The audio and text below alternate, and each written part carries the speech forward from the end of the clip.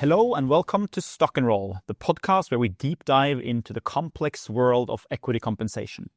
In this episode, we are joined by Stephan Hostettler, the founder and managing partner of HCM International, an independent advisory firm he established back in 2002. In today's conversation, we will dive into the challenge of how do people perceive their equity? And this is a super interesting and difficult topic because what we mean is that a person that can get 100 can sometimes value this at 10. And another person can get exactly the same communication, but because of risk profile, age, and where they are in life may drastically impact their willingness to take risk and how they would value equity versus an example base salary.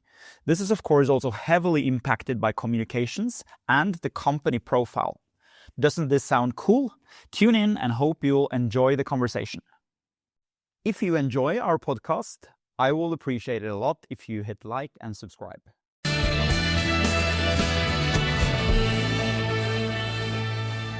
Okay, then we're here with another podcast. This time, sunny Zurich. Happy to be here with Stephan at HCM. I've been speaking with you before and know your engagement and enthusiasm around this topic. So I'm extremely excited. Stephan, tell us a bit who are you and what's HCM? Well, thanks for having me. And I would like to just share some thoughts about perhaps also background for myself, because some people ask me, how did you get into this business, right? And that was in 1994 when our father retired from the company, from the family-owned company, and my brother and I were facing the situation of succession. And back then, I had a different job working at the stock market. My brother had a different job, and we actually looked for a CEO, so an outside CEO, not a family CEO, but an outside CEO. And then when you sit on this side of the table where you represent the capital or the ownership, right, and you are on the board of directors side, on the other side is the management, then questions start to arise about strategy, organization, all these things, but they are pretty simple. When you go then into the compensation question, it gets more tricky. For example, the CEO asks questions, or the candidate asks questions about what do I earn? And he can give an answer, but then the more tricky question is, when do I earn more or less? So talking about bonus, right? And back then, 1994, I realized that this is not that easy, right? What performance do you really measure? How do you measure it? Which KPIs? What kind of incentives do you establish? And then the candidates also ask questions about, can I have shares in the company? And how is the long-term development? All those things. And back then, we decided my brother takes over the CEO role. Currently we have a 50% ownership in this firm, and everything goes smoothly. But it was back then when I got intrigued by the topic of how to incentivize top management in order to do the right thing for the owners. After that, I worked the stock market. After that situation, I worked in stock market in London, Zurich, moved to New York and worked in corporate finance for 5 years. Also was part of another startup with an exit situation there. And then I founded this company, HCM International, in 2002. 2002, 20 years. 20 years, more than 20 years. Yeah. No, super interesting. I think it's obviously us coming from like the equity compensation area, and that's where we typically focus. But I think having the views on the total compensation and kind of combining it, it's very hard to only think equity if there's like STI targets that covering 1 year, right? You need to also kind of extend that and bake it into a whole, I think. Yeah, but the most important element of executive compensation is still the equity side, right? Yeah. I mean, that's a typical CEO gets in his job, let's say mid-40s, end of beginning 50s, and there the question of wealth building is in the center of his attention, so to speak, right? So how can I build up wealth within the next 10 years, also in order for having enough money at the later stage and retirement and so forth. So equity compensation is a very important element and a crucial one to build wealth for executives. And shareholders have nothing against that, executives are participating in shares, have stock. The only thing is that they are less and less willing just to pay for non-performance, right? So if there is no long-term performance, you don't really want to share too much of that, right? And how do you make sure that those programs are really then, paying off for shareholders on one side, but also paying off for the executives on the other side? And there, long-term aspects come in. It comes in the equity, the share participation. And once you open the box of share participation, you have quite some questions to address. And we'll talk about that today. Definitely. Just one question, like who's your customers? So, and both like what kind of companies, but also is it the boards, is it the owners, is it the management typically that initiates and runs the project? Mostly the formal mandate comes from the board of directors. Sometimes from owners, if they want to be directly involved. In Germany, there are more owner-driven type of initiatives. The board of directors is the typical case.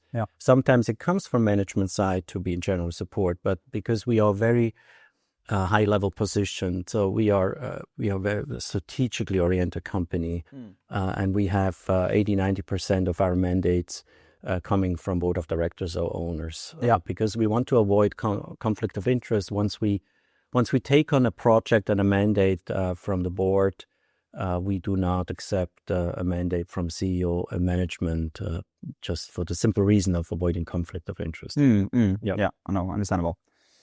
No, interesting.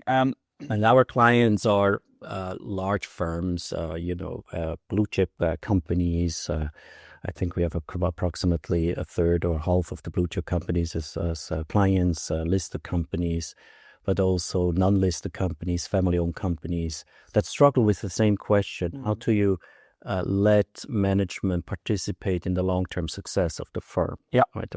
The question itself remains the same. But it's often management. Broad plans, you don't do so much, or? Management plans, so we are mandated by the board to establish a management executive compensation plans. And part of those plans carry the equity portion. So we execute the design, development, together with management, partly the implementation of equity programs.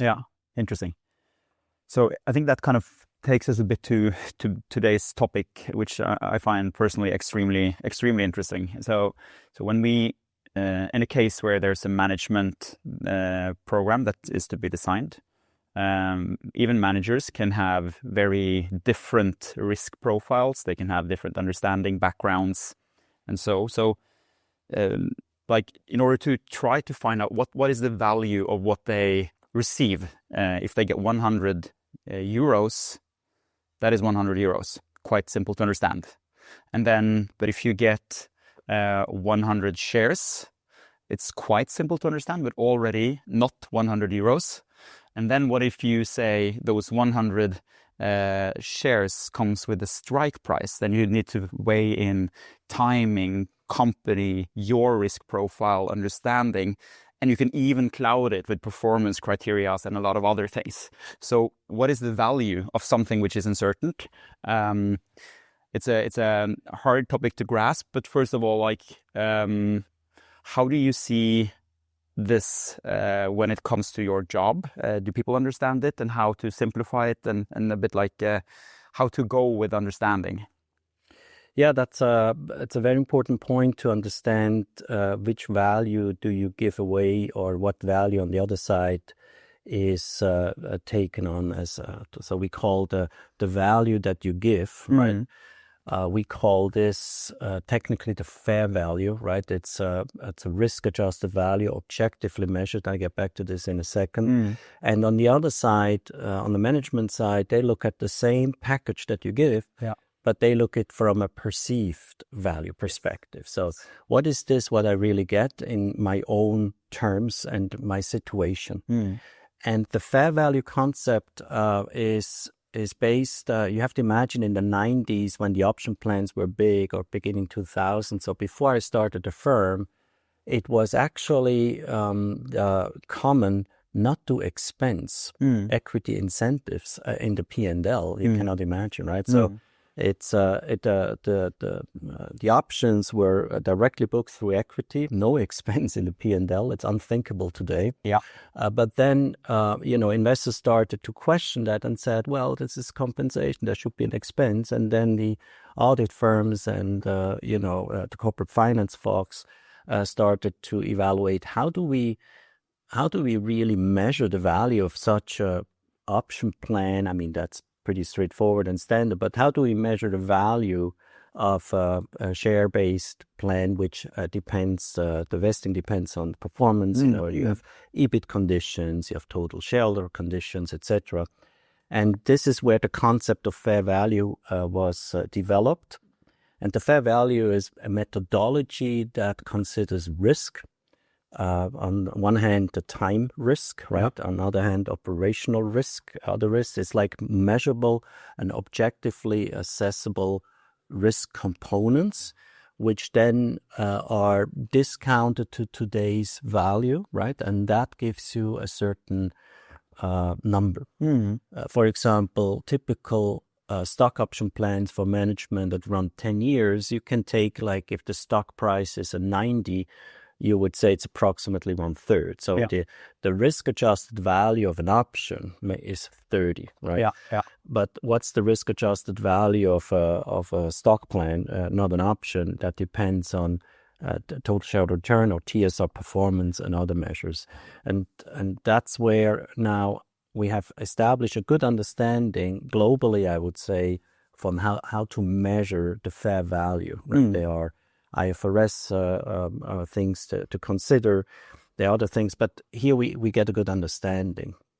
And the real problem starts when you start to design a program where you look at fair value, right, the number that is objectively measured, versus, and then you design something which has a fair value, but the perceived value is almost zero, nothing, right?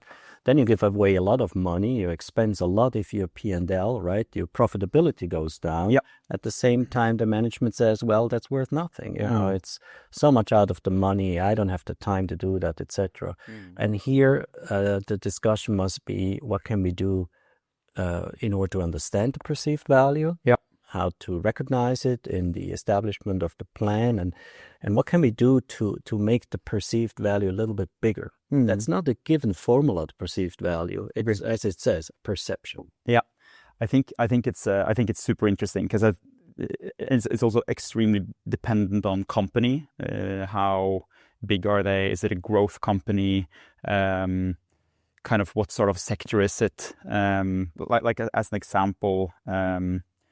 If it's an early stage company where you say the share price is 10, then the value of the company is 100 millions.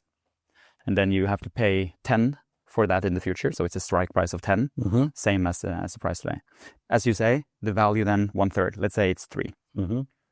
But then you sit on the other side with, call it like the founders potentially, that have these amazing dreams on what they want to kind of create, right? Which is like absolutely non-risk averse people. Obviously, they've started the company.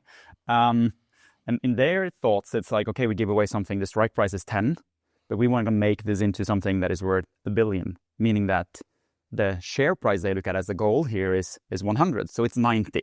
So then you have a deviation from 3 to 90 on a perceived value. Obviously, like, it's an extreme example, but I think if the giving part feel that this is worth 90, and the receiving part feels theoretically that it's worth 3, but it's also people that value it even less because it's so far-fetched. We don't know what it is. Like, we've seen ups and downs, so they may value it at 0.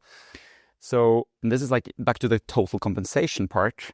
This is often a trade-off for salary or something that is used, like, because it's a total compensation thing. So as a question to that, like, are there any ways you see in terms of bridging these gaps? Is there anything we can do or one, is it a real problem or is it a real challenge? And if so, what can be done to try to mitigate these things? Yeah, I think it is a challenge. We have quite some startups as clients. Interestingly enough, in recent times, it shows that like programmers, coders in the eastern part of Europe, I hear from our clients that they are less and less willing to take options per se, right? Even though options is a good tool, right? To pay people in a startup to have no liquidity impact at that time when you give it away.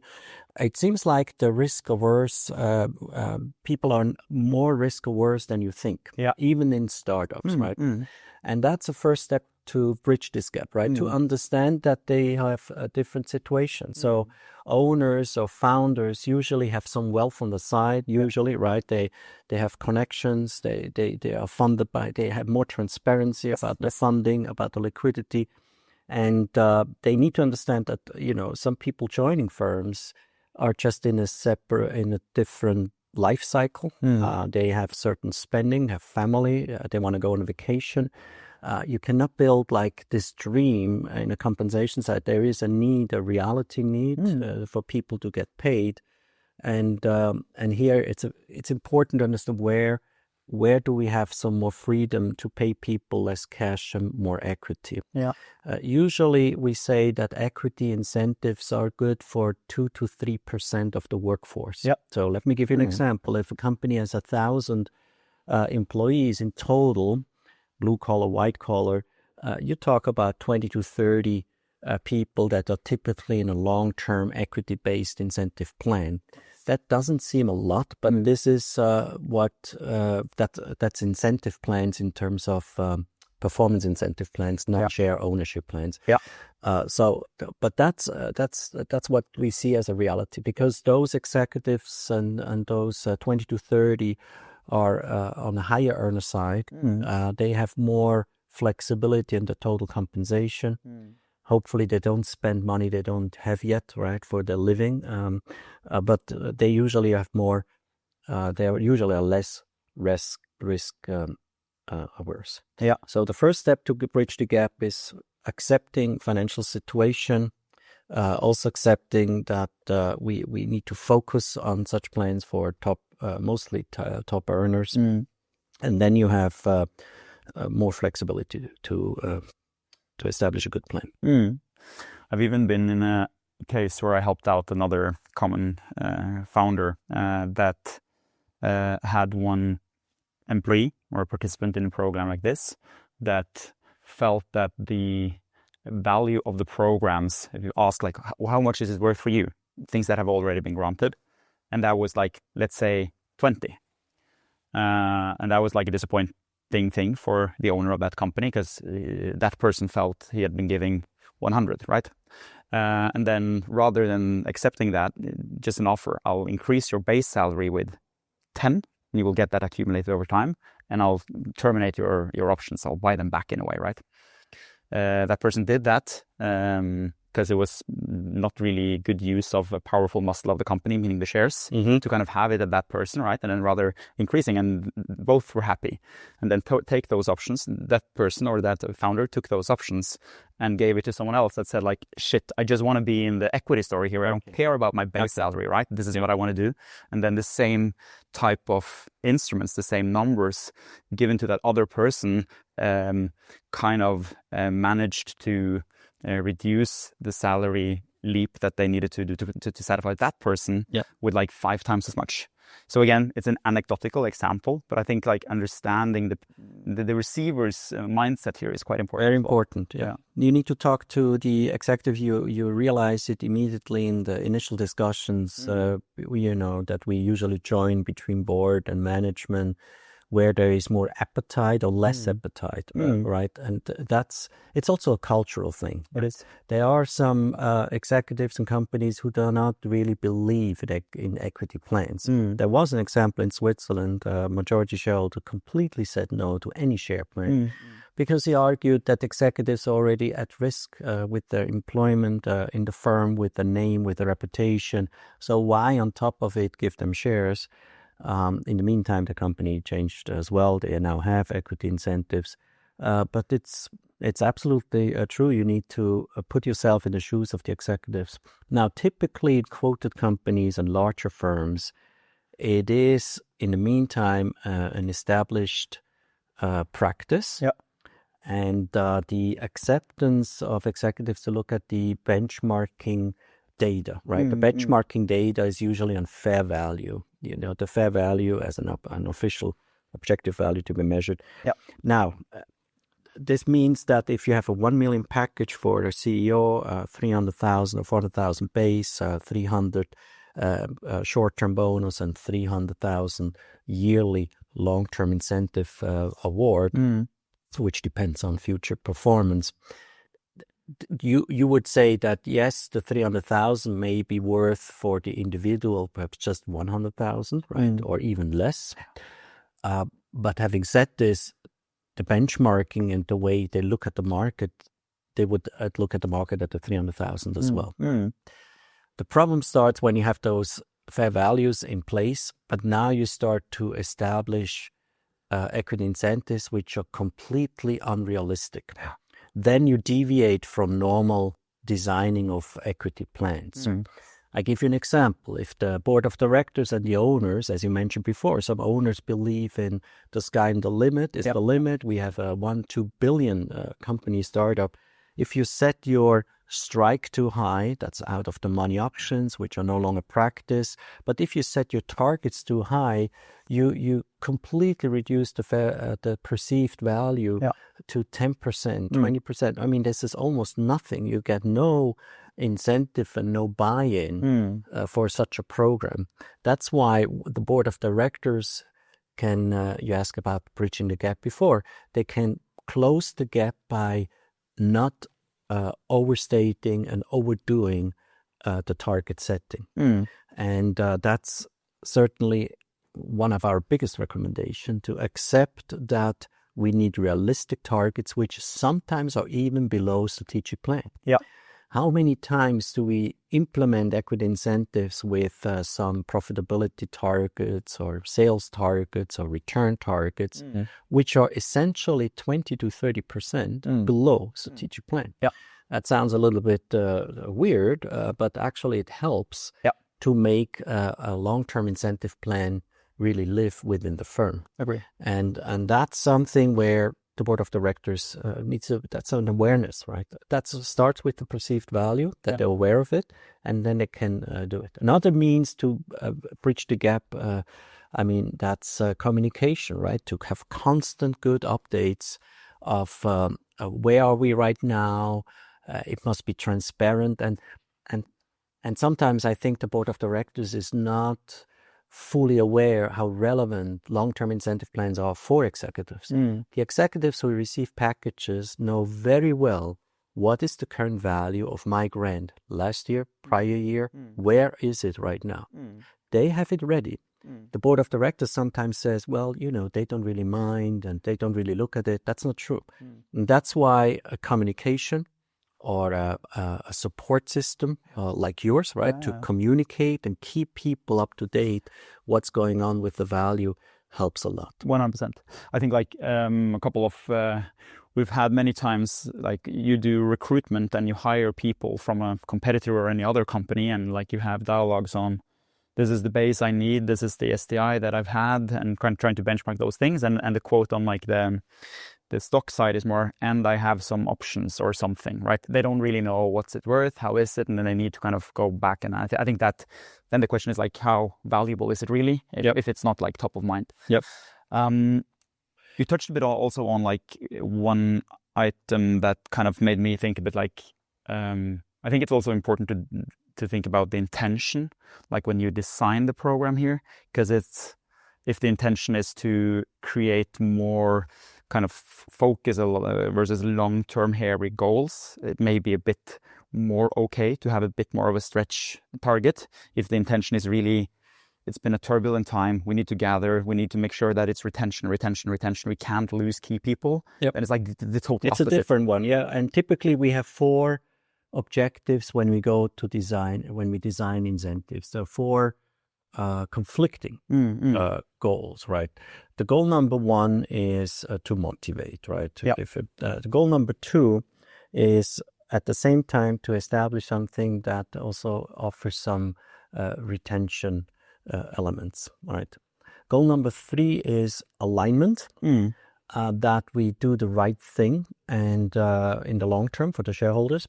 And goal number 4 is to keep cost under control, right? Yeah. So you cannot spend half the firm in just equity incentive. You need to keep something for shareholders. Yeah. Now, those 4 goals are conflicting. Let me give you an example.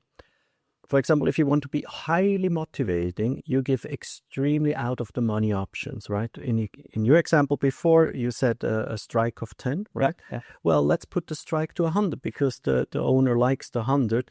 Then the option value comes from 30% to 1%. So for the same amount of money, you can give them an extreme leverage. Yeah. These are called out-of-the-money options, which on the other hand, for the other goal, like retention, do not work at all. So let's assume you fill management compensation with such out-of-the-money options, and then just something goes wrong in the execution of the strategy, in the development of the firm, a delay in a strategic milestone, then you're completely lost. Yeah. Then people come back to the owners and board of directors and say, well, we are underpaid. It doesn't make sense. And then you spend a lot of time, a lot of money, right, on designing, implementing those plans, which do not work.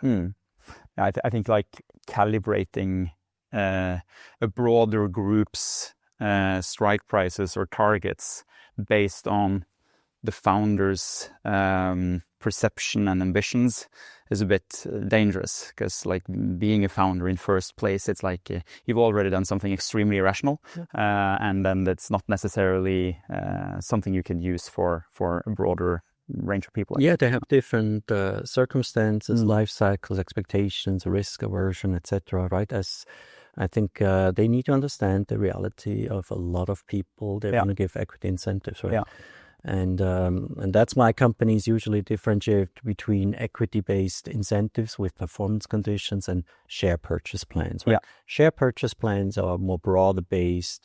It's like half or a quarter base salary per year you can buy with some discounts and some benefits, and so that really works. It's an overseeable amount. It's a controllable amount. Yeah. And the disappointment if the stock price goes south is not that dramatic. But when you go to executive share plans with performance conditions, that's a whole different story. Do you feel that there's a difference in periods where markets are tougher when it comes to perceived value? It's a bit leading question, I guess, but still, like kind of any reflections around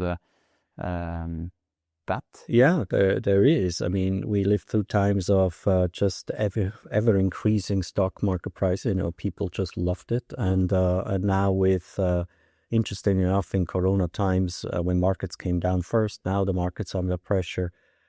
We just see some questions around equity incentives per se. Having said this, our advice is not to forget about them. I mean, it's just the right signal also for the shareholders that the executives are aligned with shareholder value ultimately. But there is a difference. And another difference is when it comes to stock market performance. We had several cases where the company lived through an extreme outperformance, like they ramped up their PE, they ramped up their valuation compared to the peers within 1, 2, 3 years, right? And then their measurement was against the performance of peers, right? Usually like relative total share return, RTSR. Right? So they did extremely well.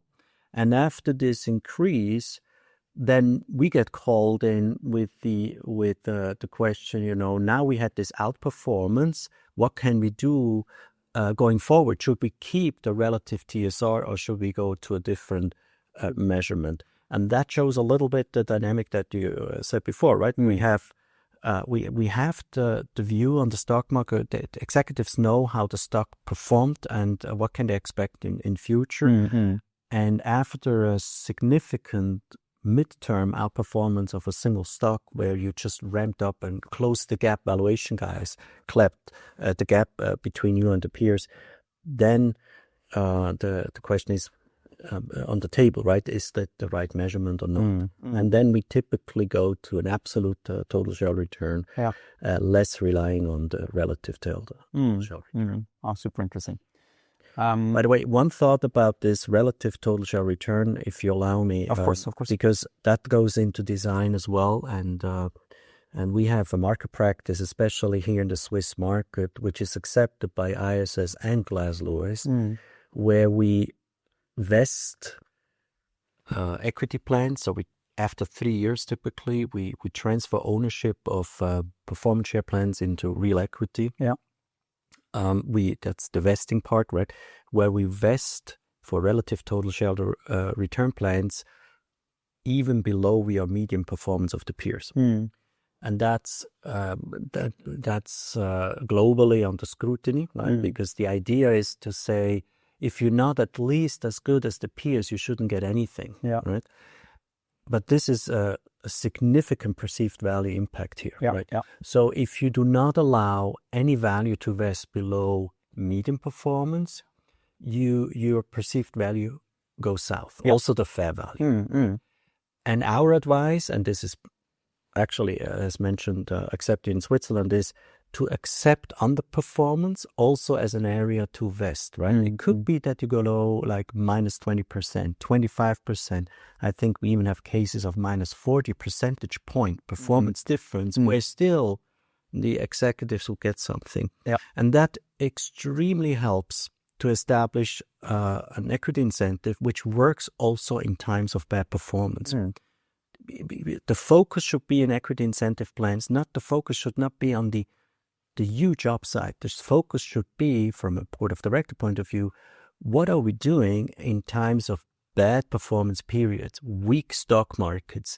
Because if you lose executives in this time, that's the worst time to lose them, right? Motivation-wise. Yeah, I 100% agree. I think it's on that note, I've seen a couple of cases where, let's say, an investor comes in at 100, the times were good, and then share price drops to 20. Yeah. And then that's when you really need your people, because they've kind of been a part of it, and they, at least the ones you really need. And then investors are saying, no, it should not vest anything before we're back at where we came in at 100. And then kind of they come in with extremely out of the money options, right? And then how is that really how it should be? Like, I understand it isolated from an investor point of view. Why should we give away something to someone until we've had back to at least on par with where we came in, right? But I think this is a conflicting thing, which is very important to kind of, for the investors to kind of think through these things twice. Yeah, absolutely. If you, and I'm with the investors and owners, absolutely. But you need to accept the need sometimes in a company development, in a crisis or in a troubled situation. You need to look at compensation, not as compensation, but as an investment to survive. As an investment in a franchise to make the company structurally viable again, to establish a future in the long term. If you consequently say no to any kind of compensation in bad times, you may run the risk to lose too many people. So then the mindset may shift from the investor point of view to say, actually, this is not compensation, it's investment for the future. Once you're back in a more structural, viable situation, then obviously it is compensation. And then I'm back with investors again. If we don't make something, why should the others make something? Yeah. I think this is very, very tough sometimes. I feel that I want to kind of just add new questions to it all the time and spend a couple of hours, but I'll try to I have a couple of more that I want to touch on. Go ahead. You being kind of, you lived in the US, now in Switzerland. Do you see any differences, not necessarily Switzerland versus US, but the markets that you are in terms of market practice, how kind of different people in different jurisdictions consider the topic that we talk about now? Well, the incentive world globally is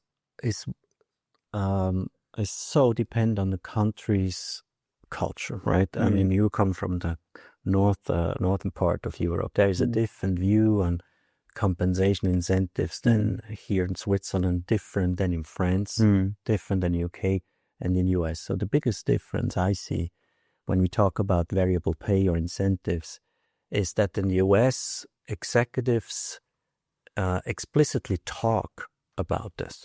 So they would say, they would go and say, well, sure, it is important to me. Absolutely, I look at this, and this is part of it that I also work for. Here in Switzerland, there's officially nobody that really works for money, right? I mean, it's always behind the scenes and this, and it doesn't really matter, etc. But still, you realize immediately in the meetings that this matters to the CEO. It matters to the executives. And so I think that's one of the biggest differences, right? So in the US, it's more explicit, and here it's more implicit when you talk about incentives. Yeah. In the northern part of Europe, and here you are the expert, we just saw in some client instances that the fraction of variable pay is low, and we have a different approach, right, to compensation and variable compensation in general. But that's a culture-driven difference, a country-driven difference. Yeah. Less company culture, it's more country. Yeah. Agree. Let's call it the last question. So communication of these things, we've touched it a bit indirectly a few times, but I sometimes find it a bit hard.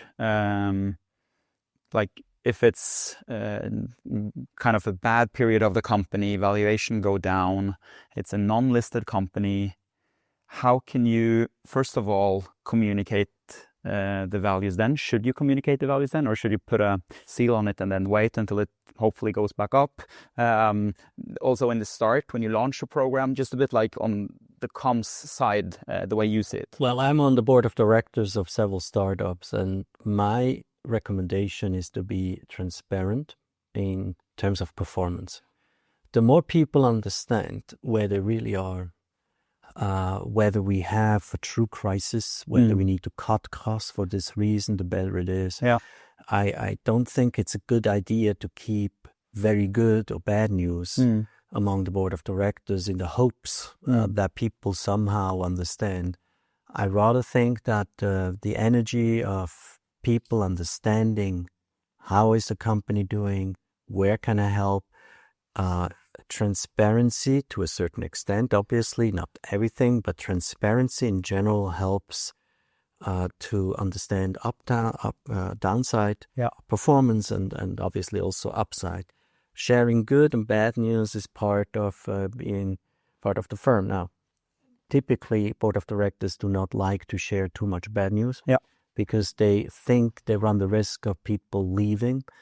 But if there are other things than just money, so to speak, right? If the work environment is good, if the content is good, the purpose is there is not too much risk to lose people from one day to the other. If there is a structural, a strategic misfit and deficit and structurally going down all the time, then the company has a problem anyway, and people notice it anyway. But in the normal performance fluctuations that we typically see, it's better to be transparent, as they are also with the stock market and also in privately owned companies. It's a good thing to share good news, but also news in times of more pressure. Add on to that, like in private companies, there's often investors coming in and they invest quite a lot of money on good terms in good times with some expectations of return. And then there's typically these kind of protection mechanisms like liquidation preferences and these things that will have a potential impact on the equity package, meaning let's say the investors say they should get at least 3 times the money back within the next 3 years. Otherwise, they will take their amount kind of first. Should this be communicated to participants, or should that be kept outside? That's a difficult question. I'm catching you a bit off guard, but no, it's okay. But on a broad-based basis, I'm with you for top executives. I mean, I know one case where we had high watermark incentives. Right, the high watermark incentives basically say you only get something only if we get this watermark or this one. Right, so some hurdles that also increase over time. For example, the strike price for top executives in one startup would go up with every financing round, whereas the strike price for the broader population we keep very low. Right, the broader population, usually we keep it as low as 1 cent. It's basically a stock.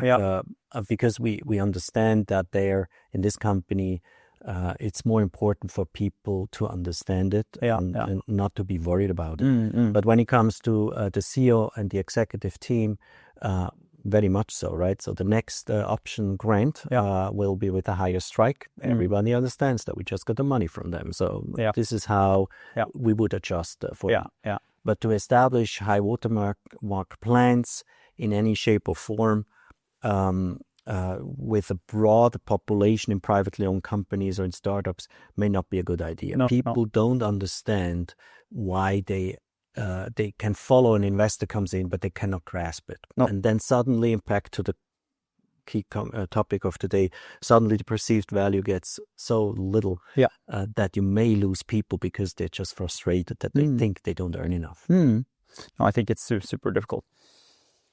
Okay, I think we've covered quite a lot of it. I think we should come back once later as well and discuss research topics on these things. What is evidence-based, what is not, but that I'll leave that for another one. Thanks a lot. It's extremely inspiring to talk to you, and I definitely could have kept on for hours. Thanks for having me. Thank you very much. Thank you, Stephan. Bye-bye. Thank you. Thanks. If you're curious about how HCM started, why don't you stay on board until the end of the episode and listen to it from Stephan himself. With HCM International, a company that is around for 2 decades, focusing on advisory in compensation matters, but also related governance. HCM serves over 450 company clients, of which 100 are stock quoted, a lot of non-listed companies, family-owned companies, and the company gets around 80 to 90% of mandates by board of directors or owners. So it's a high-level position. So that may give you some background and we are 25 people and fully independent. I think that's similar to you. We have no other areas. If we take an assignment from the board of directors, we don't do other business management for avoiding conflict of interest. And then additionally, we are part of the GECN group, which is the global executive compensation and governance group, which consists currently of 6 companies globally, right from the US, Australia. Perfect.